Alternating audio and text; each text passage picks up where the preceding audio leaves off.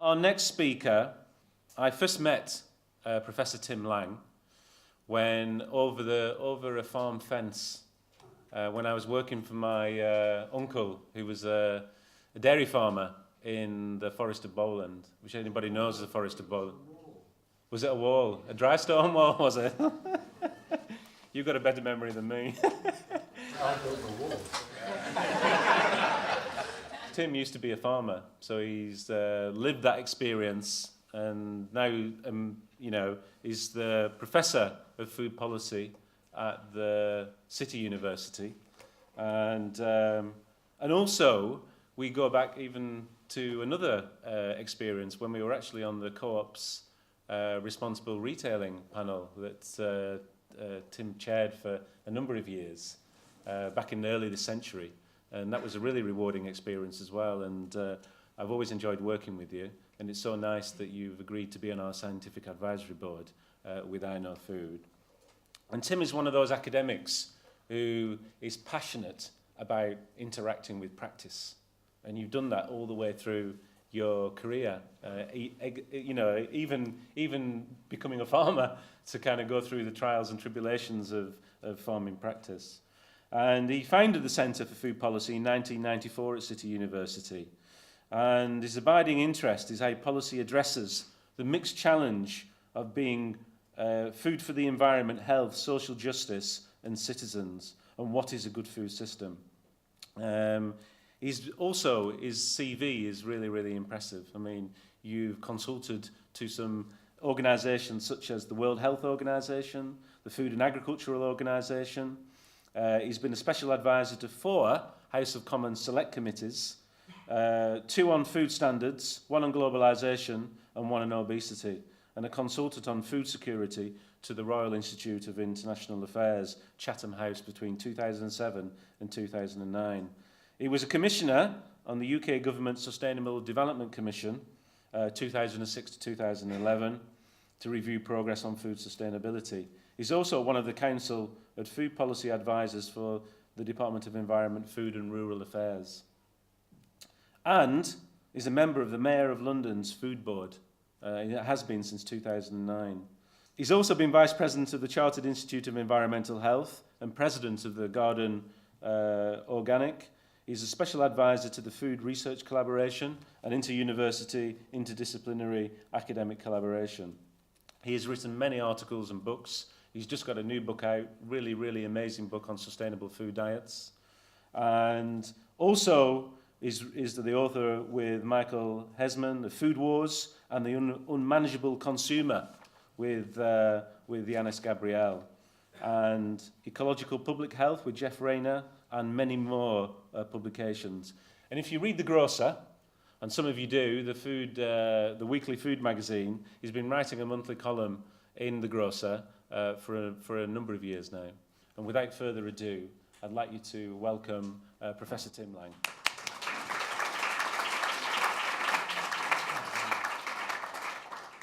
I'm a policy man. I'm interested in what is policy doing about this complexity.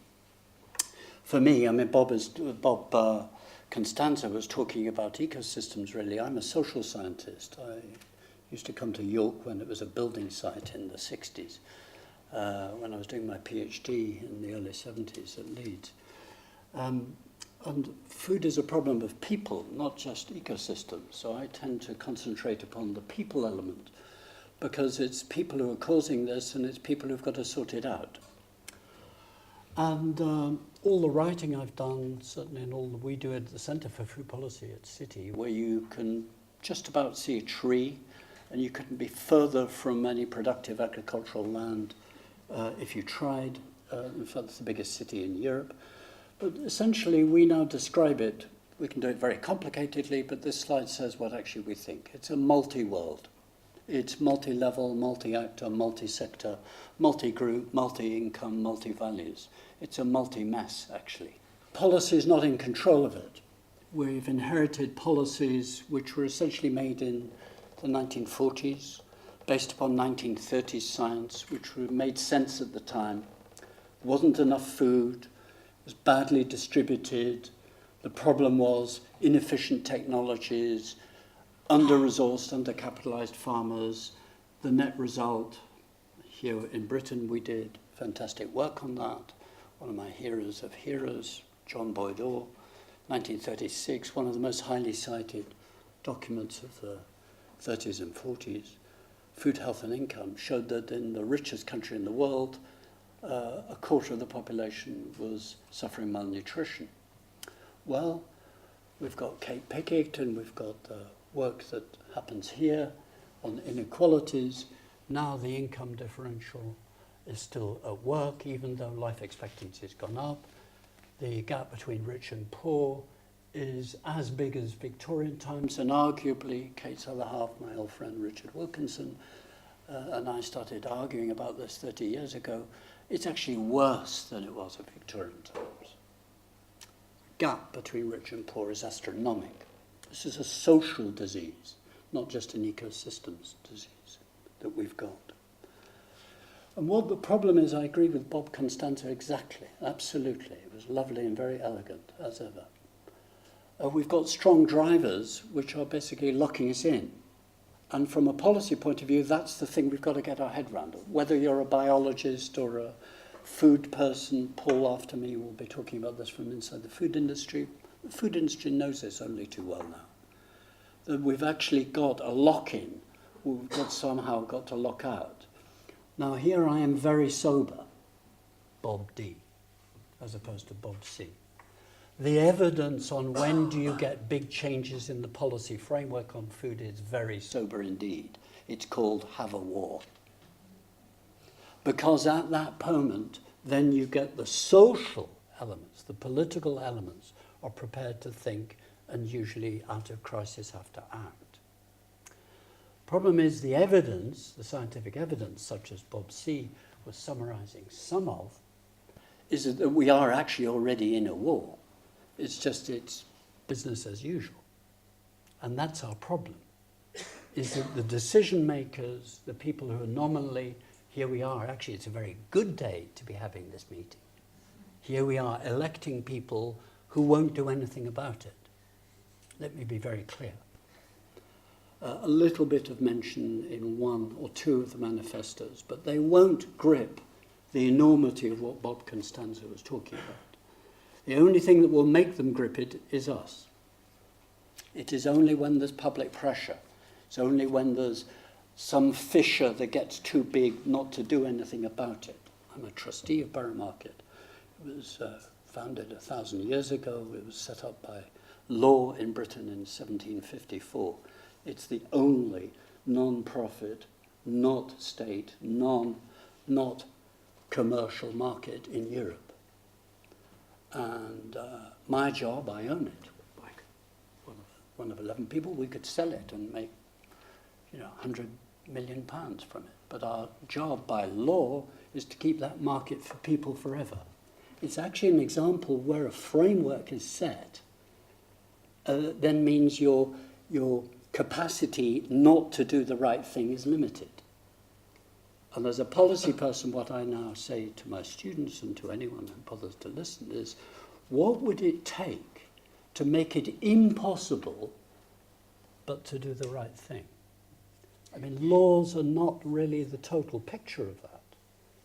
My last slide will give you one very elegant definition of it. But what we've got, what is good news is, as the end of this slide says, there are cracks in the system. They're not just ecosystems, they're public health. They are social divisions, the social divisions. At one level, Europeanization, we voted for Brexit narrowly in Britain last year, which I think was a disaster, but we are where we are. But Europeanization has actually civilized British food in a very interesting way. It is Europeanized in a remarkable way. That's why you get this very interesting generational discomfiture over Brexit and Remain.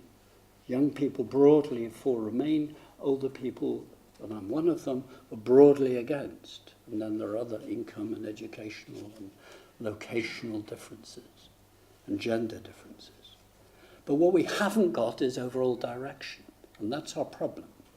Why haven't we got them? There are barriers. There are ideological barriers, there are little difficulties. The food system. Paul, whom I get on with very well, is going to speak after me. You know, I've spent most of my life attacking the food industry for being over-controlling. Its contracts and specifications are what drive and shape the food system. We've now got a system which is what we call in the policy world parallel governance. What does a farmer bother most about? A government or a company contract? Or an NGO or consumers? Well, come on, it's no contest. Paul is the most powerful person here. He looks mild, he is. This is not a position that we were in the 1930s or 40s, is my point. There's no one who can pull levers and reshape the framework for food policy to address what Bob C. was talking about. We've got the practical, vast investment.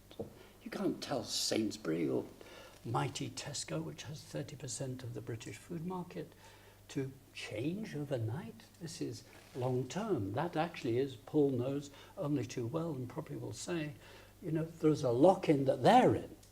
We need to help them shift this great big battleship that's fragmented, flotilla, let's call it, into a better way.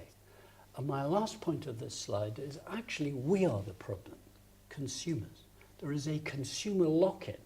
There's an expectation that you go to a hypermarket and there are 30, 40,000 items.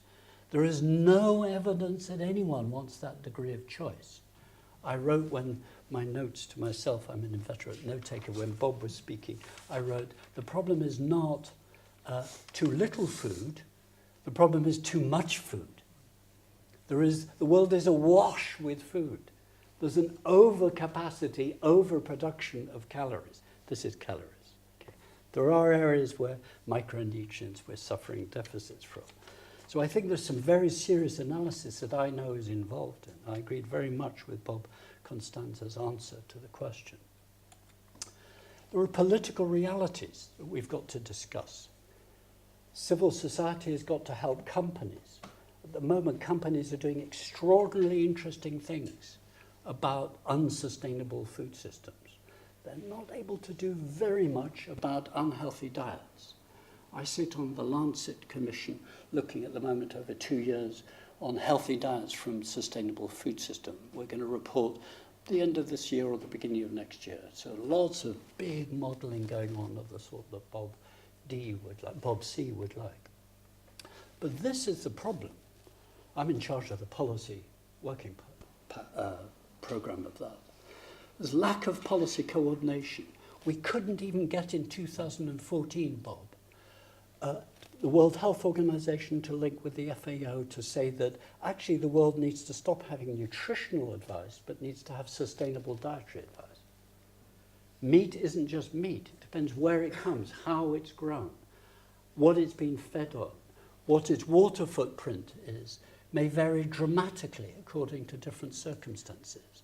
We can see, looking at meat, which is the area of most contention, there can be good meat and not so good meat, and there can be high ecosystems damaging and low income ecosystems damaging. How do we get that across to consumption, to reshape it so Paul and the supermarkets will actually respond to that? Bob Constanza said it very beautifully, huge externalities. Now, he put up some nice graphs. This is my model for the Lancet Commission. Okay, so this is work in progress. I've got to defend it in Stockholm on Sunday. On the left is unsustainable diets, unhealthy diets from unsustainable food systems, UDAS. On the right is healthy diets from sustainable food systems. We're on the left at the moment, we've got to get over to the right. That's our challenge.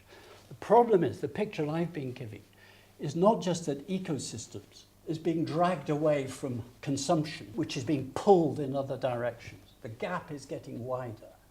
What we've got to get to is a world where healthy diets are actually reinforcing ecosystems. So eating biodiversity, which was one wing of FAO's response to this, is a very interesting thing. Look at the evidence. Actually, what we do is we eat narrower and narrower biodiversity. And so food is more and more commodified and on the field becomes more and more monocropped. What would it look like to have a biodiverse diet? Well, that is this model. Healthy diets reinforcing and closing the gap, but with the drivers reinforcing the circularity. It's a good model, isn't it? Make it what you will. This is what we came up with at the end of 2011. If I teach my students, and I've had to do it both to chief executives of very big companies, but also ministers, prime ministers, busy people, they've got an attention span less than you, 1 minute usually. The Brundtland answer to sustainability was economy, environment, society. I don't think that fits food. There's nothing about quality, there's nothing about health. The great irony there was Brundtland, a public health doctor, a great woman. I had the great privilege to meet her. This is what we've come up with. This is the basis for my book, Sustainable Diets with Pamela Mason. You've got to be talking with food about quality. And under the main headings, you'll see all the diverse things that are there. Quality, environment, social values. If you don't talk about social values with food, you don't understand. How can you talk about food without understanding people's cultural demands and likes and dislikes? Health. Great irony is the sustainable development model, economy, environment and society, didn't include health. Health isn't just about nutritional problems, it's also safety. There are more children in the developing world that are damaged by unsafe food from unsafe water and the ecosystems problem coming to human health than anything else. Economy, all in the way the broad, I'm with Bob, see a broad version of economics. The external cost being re-eternalized. Now, for us in Britain, who spend, anyone tell me how much we spend on average on food in Britain out of disposable incomes? What is it? 10%. Yeah, it's 10%. Yeah, if you include eating out, maybe 11. Now say to Brits that they're going to pay more. Now you see why politicians don't want to get involved. This is a really tricky, this is where we have to really support the Bobs of this world. Sorry, the Pauls of this world. Wrong side. That is our problem. This is a sustainable, this is what healthy diets from sustainable food systems in the lovely, elegant model. That translates as that. And that, getting that policy picture is a complicated picture. And it goes back to my very beginning, which is that we're in a multi-world. So my summary is, as a policy analyst, the problem we've got, and the problem that IKnowFood has got, is how to address a multi-criteria world. That's the issue. And I think one of the key things that we're weakest on is culture. What are the rules for everyday eating? I spend my life on this, Bob, and I haven't a clue what a good diet is. Except, wait for this space. We'll come up with that in the Lancet Commission. The interesting thing is it's absolutely clear from the last 10 years. It's all got to be about plant-based diets. Meat reduction is one of the key messages, but that is an incredibly delicate thing. And what it means is we question the great shibboleth of the late 20th century, consumer choice. This is a really big intellectual problem, but it's actually a big political problem. And so we've got to actually get engaged in that. Anybody brave enough to ask Tim a question? Rachel? If we stop spending, if we start spending more money on food, which, I'd be quite happy to do, I understand some of the things, what do we stop spending money on? And how does that affect the that's a very, very good question. The whole problem is that we've, in Britain, and that's where Europeanisation has actually been very interesting. The French still spend 15% of 16% of income on food. We spend, actually it's 9.5%, but if you include eating out, it goes up to 11%. They spend less on housing. This is about the shape of British capitalism. We spend, if you look at consumer debt, I'm a food man. I've cut my research teeth in food on phobias in food and then moved on to food poverty. which is why I think choice is such a critical issue. One of the things that we really have problems with doing is saying, well, how much do we need? How much money do we want to spend? Becomes an issue of how much choice do we want. And if you look at debt, debt is now at 2007 levels. I'm being very British, by the way, at the moment. British debt is now at 2007 levels. And you look at where it is, and it's cars and houses. Car debt is massive. So, I mean, that's miles away from food, except it isn't actually. People go to work to earn money, to buy a car, to go to the supermarket, to save money. So we blame Paul. So we blame Paul, not personally. But they've done something very interesting. They've now come back into town. So we can let them off a bit at the moment. But we're locked into a way of living. So your question that was a deceptively simple one comes back still to the theme I think that both Bob C. and I have raised, which is, and what this project is about, which is what's progress. This is a very philosophical choice.